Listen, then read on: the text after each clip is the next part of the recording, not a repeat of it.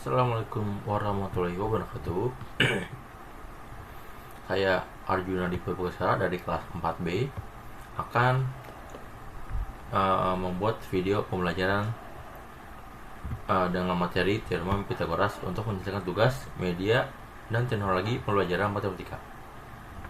Selamat menonton. Halo semuanya, kembali lagi dengan saya Arjuna Dipa Baskara.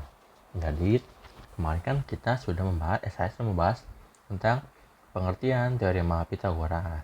Nah, sekarang nih setelah memahami pengertian teorema Pitagoras, langkah selanjutnya adalah mengetahui bagaimana cara menentukan panjang sisi pada segitiga siku.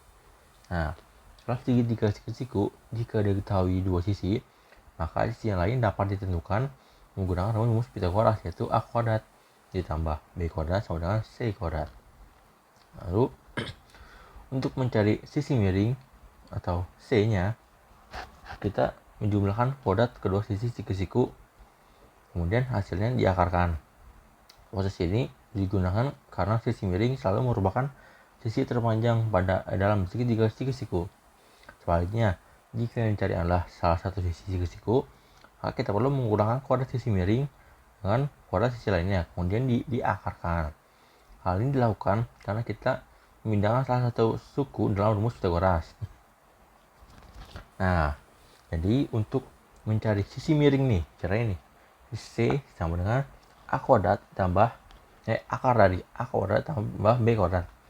Untuk mencari sisi siku itu adalah A sama dengan akar dari C kuadrat dikurang B kuadrat, atau juga bisa misalnya B sama dengan C kuadrat dikurangi A kuadrat. Nah, ini adalah saya punya catatan penting nih. Untuk sisi siku dan sisi miring itu enggak selalu C itu adalah sisi miring. Jadi C ini tuh enggak selalu sisi miring. Jadi untuk A kuadrat tambah B kuadrat tambah C kuadrat ini sebenarnya itu hanya sebagai untuk mempermudah. Jadi agar lebih jelasnya, yang di C ini adalah sisi miring. Jadi sebenarnya C ini bisa diganti kayak B kuadrat atau mungkin jadi A kuadrat misalnya nih. Begitu pula dengan A dan B-nya. Ini bisa dibalik nih, misalnya ini A, soalnya ini C, atau ini B, atau ini C gitu. Jadi yang harus diketahui adalah untuk mencari sisi miring atau rumus Pitagoras adalah sisi siku kuadrat yang pertama ditambah sisi siku kuadrat yang kedua akan menghasilkan sisi miring kuadrat. Nah, gitu ya. Oke. Selanjutnya, untuk cara mencari sisi miring kan kemarin sudah saya kasih contoh soalnya nih, contohnya kayak gini. Jadi dengan soal 3 siku memiliki sisi tegak itu 9 cm dan 12 cm. Jadi 9 kuadrat ditambah 12 kuadrat sama dengan C kuadrat. Lalu 9 kuadrat itu 81, 12 kuadrat itu 144 sama dengan C kuadrat. Nah, hasilkan 225. Nah, karena ini di rumusnya itu adalah akar dari, maka jadi 225 ini kita akarkan dulu jadi 15. Selanjutnya, gimana cara mencari sisi siku-sikunya nih, gimana nih? Untuk cara mencarinya, coba kita pakai soal yang ini juga ya. Misalnya yang nggak diketahui itu adalah 9 ini, biasanya nggak diketahui. Jadi itu misalnya A D A cm dan ini gitu. Yang sisi miringnya adalah 2 cm, maka panjang salah satu sisi tegaknya adalah tik. Nah, untuk caranya, bentar, kita pakai ini aja deh. Di bagian sini kita hapus dulu.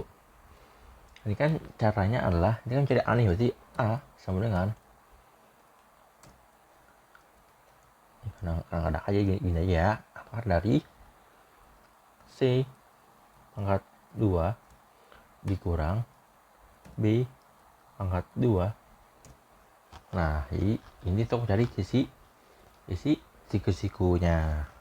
Nah, kita lihat nih, kan A sama dengan akar dari C-nya berapa? C atau sisi miringnya adalah 15. Jadinya tuh ini tuh 15 diberangkatkan 15 diberangkatkan 2. Nah, dikurang B nya berapa? B atau sisi tegaknya satunya lagi adalah 12 cm. Jadi nah 12 dipangkatkan 2. Hasilnya A sama dengan 19 pangkat 2. Oke, pakai kalkulatornya biar lebih pasti. Ini lebih pasti.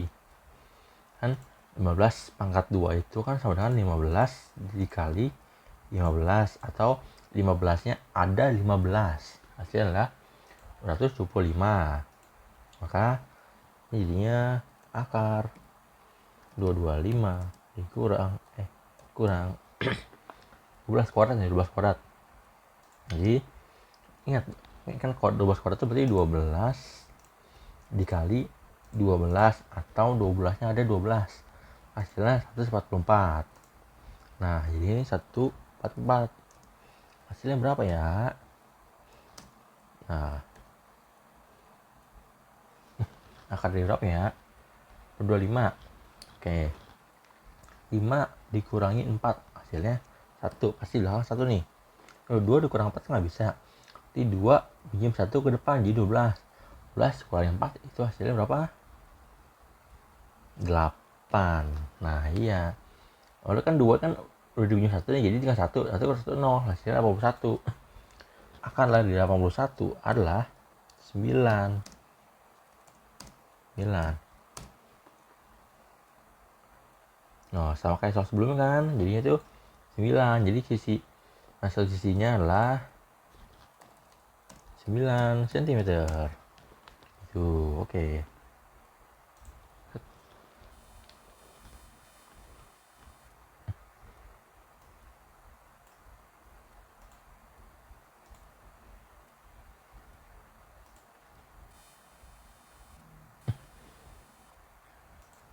Nah, tadi kan sudah belajar tentang menentukan panjang sisi segitiga.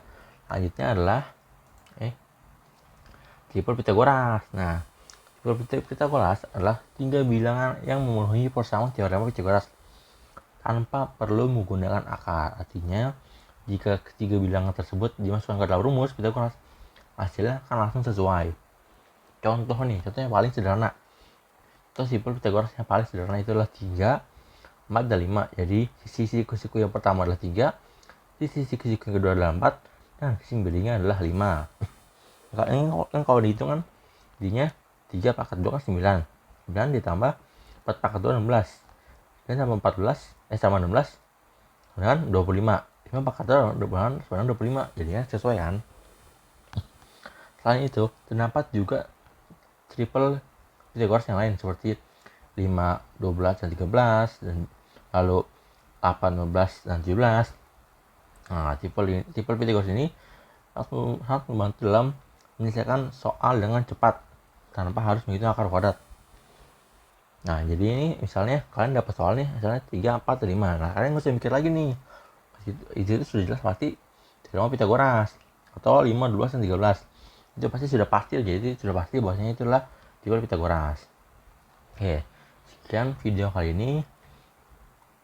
Kurang lebihnya mohon maaf. Nah, selanjutnya kita akan membahas tentang, kita lihat nih apa ya. Ini kita membahas tentang menentukan jenis segitiga dan penerapannya dalam kehidupan sehari-hari. Nah, oke. Sampai jumpa di video selanjutnya. Bye-bye.